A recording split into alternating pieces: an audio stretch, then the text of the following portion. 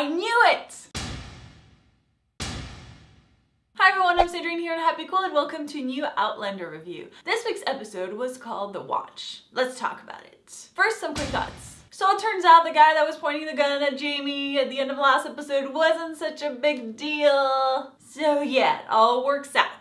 I actually found Taran to be an interesting character because he's definitely no fool and he sees beyond what they're telling him. So the dinner scene was kind of stressful because they're like, yeah, you know, he's my cousin.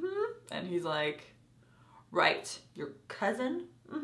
It's funny, you've never mentioned your cousin before. Right from the start, you know that he's not someone that you can really mess with.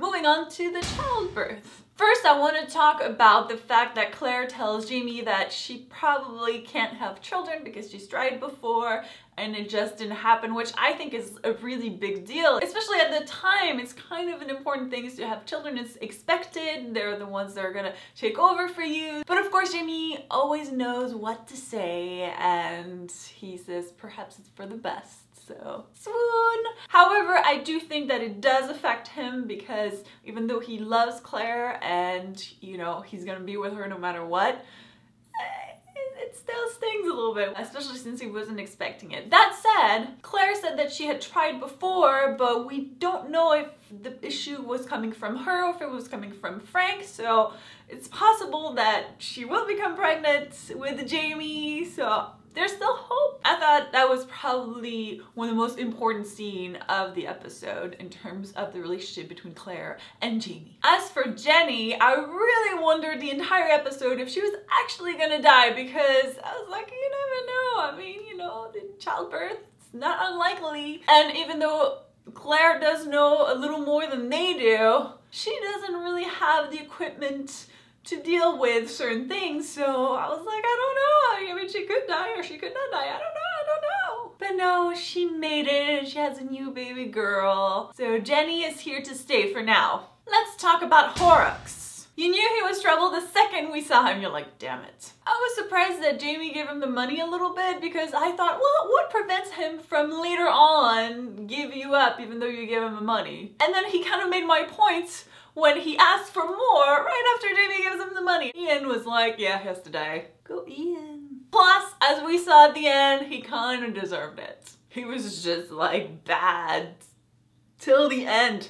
Even after he dies, he still puts people in trouble. The raid. As I mentioned, Taran is not a fool and he figures out that Jamie killed Horox. Well, technically it wasn't Jamie, it was Ian, but still, he figured out that Horox is dead. I really love the moment where Jamie admits to it and admits that there is a price on his head because I thought it was him kind of telling Taran, yeah, there's a price on my head and that's why he's dead. Just to let you know, this is what I'm willing to do to protect me and my family.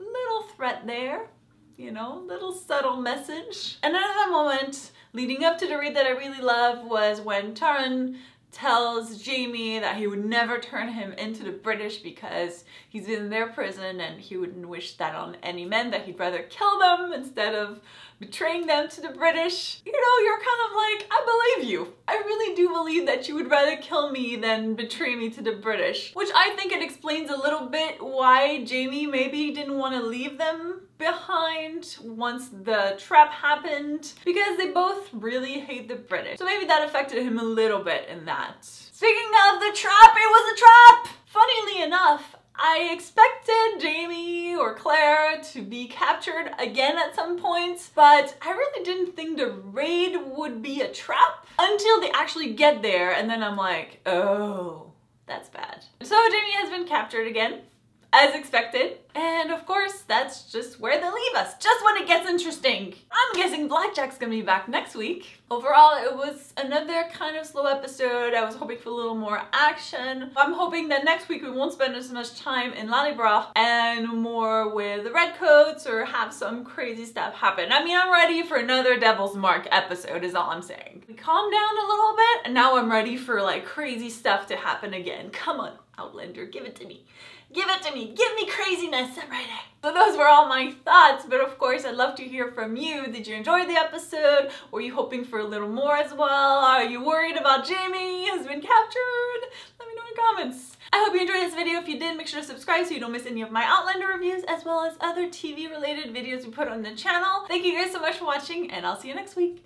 Bye! You know, sometimes I wonder if Claire misses her 1940s clothes, because the clothes she's wearing seem very bulky and heavy and tight and not really practical to kind of move around and do things. I mean, it's fun for like a day, let's dress up, but I don't know if I want to wear that every day. You know, just things that I think about sometimes when I watch Outlander.